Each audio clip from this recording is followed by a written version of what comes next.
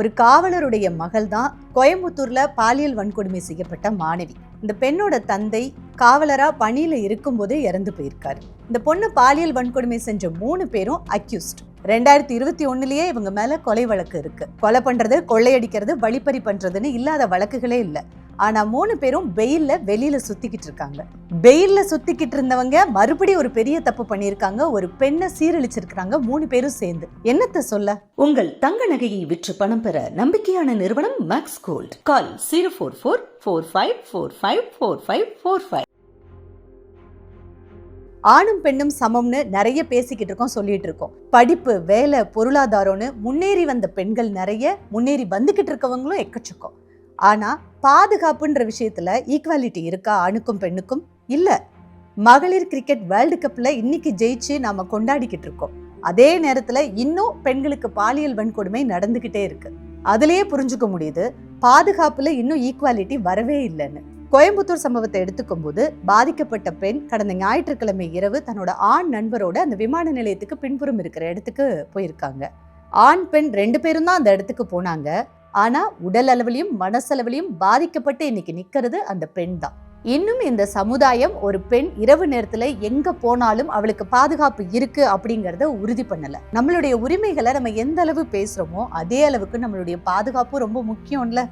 அது இந்த சமுதாயத்துல இருந்து நமக்கு இல்லை அப்படின்ற பட்சத்துல நாம நம்மளை பாத்துக்கிறது ரொம்ப முக்கியம். இந்த பாதுகாப்பை நம்ம யார்கிட்ட போய் எதிர்பார்க்கறது? நம்ம அரசாங்கத்துக்கிட்ட எதிர்பார்க்கணுமா, இல்ல நாம பாதுகாப்பான இடங்களை தேர்ந்தெடுத்து பயணப்படணுமா? நீங்க சொல்லுங்க. கோயம்புத்தூர் விமான நிலையத்துக்கு பின்னாடி 150 ஏக்கர் கிட்டக்க அந்த இடம் இருக்கும் அப்படின்னு அந்த பகுதியை சேர்ந்தவங்க சொல்றாங்க. அந்த பகுதியில ஏன் வீடுகளோ கமர்ஷியலா எந்த பில்டிங்குமோ வரல அப்படின்னா, விமான நிலையம் விரிவாக்கம் வரும்போது அங்க வீடு வாங்கி கட்டினாலோ எந்த ஒரு கட்டிடங்கள் வந்தாலோ பின்னாடி இடிக்கப்படலாம், இல்லைன்னா அரசாங்கத்துக்குனால அது வாங்கப்படலாம் அப்படிங்கிறதுனாலேயே அந்த இடம் விரிவாக்கத்துக்காக இருக்கு அப்படின்னு சொல்றாங்க. ஸோ அங்க ஒரு தெரு விளக்குகளோ எந்த ஒரு விளக்கு வெளிச்சமோ கிடையாத ஒரு இருட்டான பகுதியாக தான் இருந்திருக்கு. பாதிக்கப்பட்ட பெண்ணுக்கு இன்ஸ்டாகிராம் மூலியமா தான் அந்த ஆண் நண்பராக அறிமுகமாயிருக்கிறார். ஸோ இவங்க 2 பேரும் வெளியில போறத வழக்கமா வச்சுட்டு இருந்திருக்காங்க. பட் அன்னைக்கு இந்த துர்சம்பவம் நிகழ்ந்திருக்கு. பாதிக்கப்பட்ட மாணவி முதுகலை முதல் வருடம் படிச்சுட்டு இருந்திருக்காங்க. அவங்க மதுரையை சேர்ந்தவங்க. கோயம்புத்தூர்ல ஒரு விடுதி எடுத்து அங்க தங்கி இருந்திருக்கிறாங்க. அவங்களுடைய ஆண் நண்பர் அங்க ஆட்டோமொபைல்ஸ் கடை நடத்திட்டு வந்திருக்கிறாரு. அவருடைய வயசு 25, இந்த பொண்ணுக்கு 21 வயசு. 2 பேரும் கார்ல வீக்கெண்டான அவுட்டிங் போறது வழக்கமாவே வச்சிருந்திருக்காங்க. ஸோ ஞாயிற்றுக்கிழமையும் அவங்க அப்படிதான் அவுட்டிங் போயிட்டு அங்க இருந்து ஓரமா நின்று பேசிட்டு இருந்திருக்காங்க. அப்ப அங்க 3 பேர் தான். குணாங்கிற தவசி, சதீஷ்ங்கிற கருப்பசாமி, கார்த்திக்ன்ற காளீஸ்வரன். இவங்க வயசெல்லாம் 20, 21, 30 வயசுன்றாங்க. இதுல 2 பேரு கூட பிறந்த அண்ணன் தம்பி, இன்னொருத்தன் சொந்தக்காரன். இவங்க 3 பேருமே அன்னைக்கு நல்லா குடிச்சிருக்காங்க. வழக்கமா அந்த இடத்துல மது அருந்திட்டு பேசிட்டு போவாங்க. இவங்களும் 2 பேரும் கார்ல அங்க வருவாங்க. இவங்க பல நாட்களா நோட்டம் விட்டுருக்காங்க.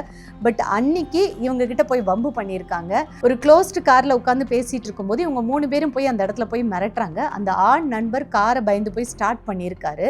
ஆனா இவங்க கையில இருந்திருந்த கத்தி, அருவாள், கல்லெல்லாம் வச்சு அந்த கார் கண்ணாடியை உடைச்சிருக்காங்க. உடைச்சிட்டு கையை விட்டு காரை திறந்து அந்த பொண்ணை பிடிச்சி இழுக்கும் போது இவர் காப்பாத்துறதுக்காக ஆண் நண்பர் ட்ரை பண்ணும்போது அவர் தலையில அரிவாளை வச்சு வெட்டியிருக்காங்க. ஸோ அவர் மயங்கிட்டாரு. இதை விட என்னன்னா, அந்த 3 பேரும் அந்த இடத்துக்கு வந்தது கொஞ்ச நேரம் முன்னாடி ஒரு இடத்துல நின்றுட்டு இருந்த டிவிஎஸ் எக்ஸல்ல திருடிட்டு வந்திருக்காங்க.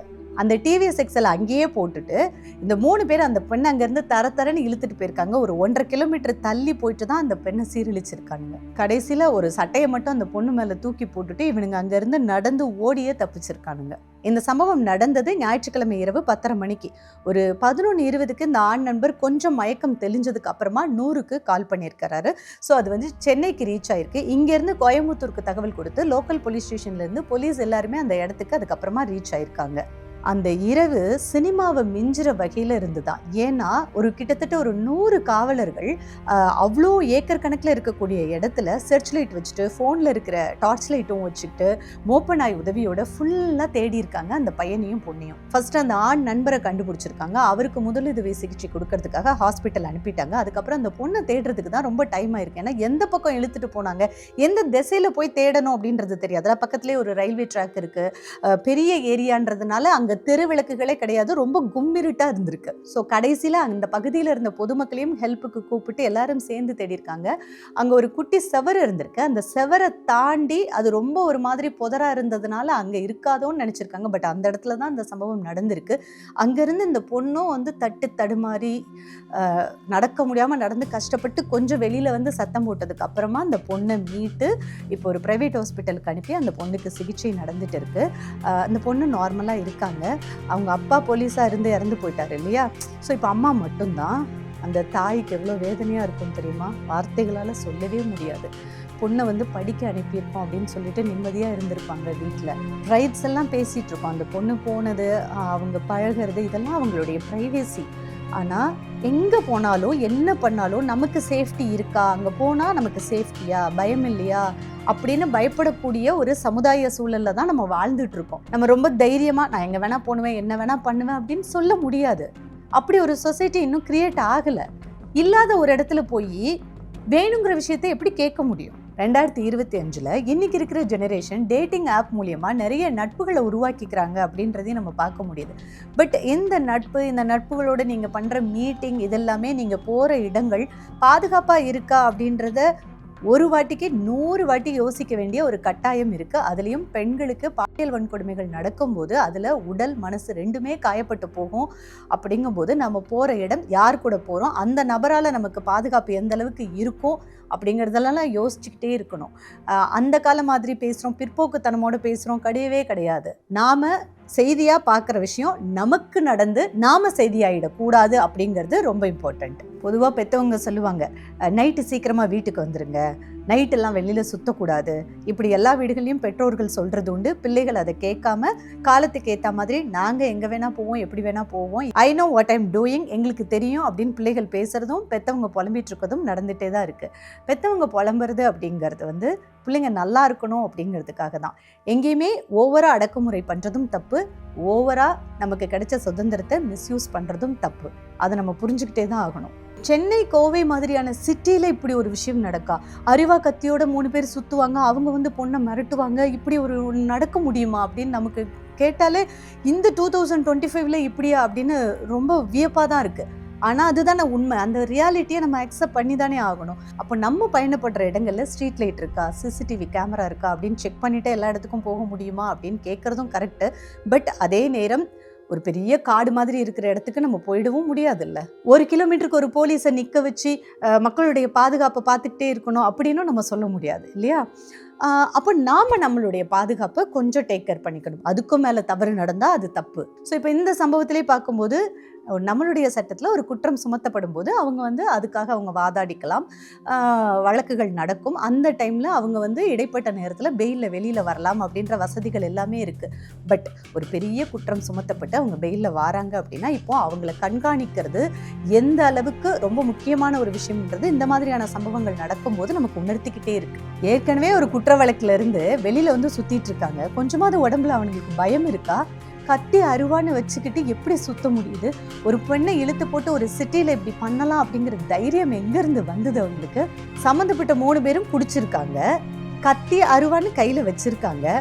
நம்ம சொன்ன மாதிரி ஒரு குறிப்பிட்ட இடைவெளியில் காவலர்களை வச்சு கண்காணிக்க முடியாது அப்படின்னாலும் ஒரு சிக்னலும் இருக்கும். அந்த சிக்னலில் ஜென்ரலாக நம்ம ட்ராவல் பண்ணும்போது கூட நம்மளை செக் பண்ணுவாங்க. இவனுக்கு குடிச்சிட்டு 3 பேரும் ஆயுதங்களோட அந்த சிட்டிக்குள்ளே ட்ராவல் பண்ணி தான் அந்த ஒதுக்குப்புறமான இடத்துக்கு வந்திருக்க முடியும்.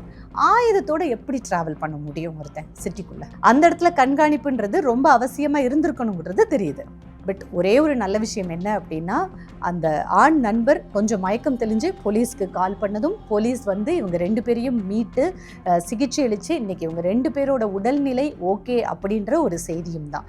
அதையும் தாண்டி இந்த 3 அக்யூஸ்டையும் பிடிக்க போனப்போ ஹெட் கான்ஸ்டபிள் சந்திரசேகர் அவரை வந்து இவங்க அருவாலை வச்சு வெட்டுறதுக்கு ட்ரை பண்ணியிருக்காங்க. ஸோ போலீஸ் தரப்புலேருந்து இவங்க 3 பேரையும் காலில் சுட்டு பிடிச்சிருக்காங்க. ஏற்கனவே குற்ற வழக்குகள் இருக்குது, இதில் போதை வேற. அதில் தான் இப்படி ஒரு அநியாயம் நடந்திருக்கு. காவல்துறை இந்த 3 நபர்களையும் எப்படி கண்டுபிடிச்சாங்க அப்படின்னா, ஏற்கனவே குற்ற வழக்குகள் இருக்க 100 பேரை எடுத்து அந்த 100 பேரோட ஃபோட்டோவையும் ஸ்கேன் பண்ணி அதை காமிச்சும் தேடி இருக்காங்க. அது மட்டும் இல்லை, இந்த 3 பேரும் குடிச்சிட்டு அங்கே போட்டிருந்த பாட்டில், அந்த பாட்டிலை பக்கத்தில் இருக்கக்கூடிய எந்த டாஸ்மாகில் இவங்க ட்ரிங்க்ஸ் வாங்கினாங்க, அங்கே இருந்த சிசிடிவி கேமரா, இப்படி 100-200 சிசிடிவி கேமரா ஃபுல்லாக இந்த 24 ஹவர்ஸில் வந்து என்கொயரி பண்ணியிருக்காங்க காவல்துறை. பாதிக்கப்பட்ட அந்த பெண் ஒரு தனியார் மருத்துவமனையில் சிகிச்சை எடுத்துகிட்டு வந்திருக்காங்க. ஸோ அவங்ககிட்டையும் இந்த அக்யூஸ்டோட ஃபோட்டோவெல்லாம் காமிச்சு சிசிடிவி கேமராவில் எடுத்த ஃபுட்டேஜோட என்கொயரி எல்லாத்தையும் வச்சு தான் இந்த 3 பேரையும் கண்டுபிடிச்சி துடியலூர் பக்கத்தில் 3 பேரும் தங்கி இருந்திருக்கிறாங்க. பெயிண்டிங் வேலை, கட்டட வேலைக்கு போயிட்டு வரதை சம்பாதிக்கிறதுக்கு ஒரு வழியாக வச்சுருக்காங்க. ஸோ இவங்க 3 பேரையும் அங்கே போய் தான் சுட்டு பிடிச்சிருக்காங்க. காவல்துறை ஒரு 24 மணி நேரத்தில் இந்த வன்கொடுமை செஞ்ச 3 பேரையும் சுட்டு பிடிச்சிருக்காங்க. அப்படிங்கும்போது ஓரளவு மனசை தேத்திக்கலாம். ஆனால் சம்மந்தப்பட்ட பெண்ணுடைய மனநிலையை யோசிக்கும் போது, அப்பா, இது வந்து வாழ்நாள் முழுக்க அந்த பெண்ணுக்கு ஒரு பெரிய மனக்காயம். பட் இதிலிருந்தும் மீண்டு வரலாம். உடம்பையும் மனசையும் அந்த பொண்ணு ஹீல் பண்ணி இதிலிருந்து மீண்டு தன் வாழ்க்கையை புதுசாக ஆரம்பிக்கணும் அப்படிங்கிறத நம்ம வேண்டிக்கலாம். ஒவ்வொரு முறை இந்த மாதிரியான வன்கொடுமைகள் நிகழும் போது எல்லாமே சட்டத்தில் மாற்றம் வேணும் அப்படிங்கிறத மக்களாகிய நம்ம எல்லாருமே அதை பேசிக்கிட்டே இருக்கோம். இந்த மாதிரி டெல்லி நிர்பயா நடக்குது, எங்கள் அண்ணா யூனிவர்சிட்டியில் ஒரு பொண்ணு வந்து பாதிக்கப்பட்ட போதும் சரி, சின்ன சின்ன குழந்தைகள் பாதிக்கப்படும் போதும் சரி, நம்ம தொடர்ந்து பேசிக்கிட்டு இருக்கோம். ஸோ ஸ்டேட் கவர்மெண்ட்டும் சென்ட்ரல் கவர்மெண்ட்டும் பெண்களுக்கான பாதுகாப்பை உறுதி செய்யறதுக்காக சட்டத்தில் சில மாற்றங்களை இமீடியட்டாக கொண்டுட்டு வரதுக்கு என்ன பண்ணணுமோ அதை பண்ணணும். அதை கொண்டுட்டு வரதோட ஆக்ஷன் இஸ் வெரி இம்பார்ட்டன்ட்.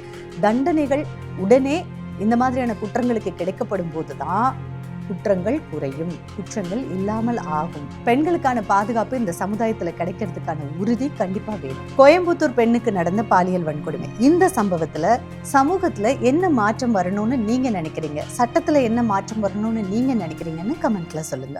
உங்கள் தங்க நகையை விற்று பணம் பெற நம்பிக்கையான நிறுவனம் மேக்ஸ் கோல்ட். கால் 04445454545.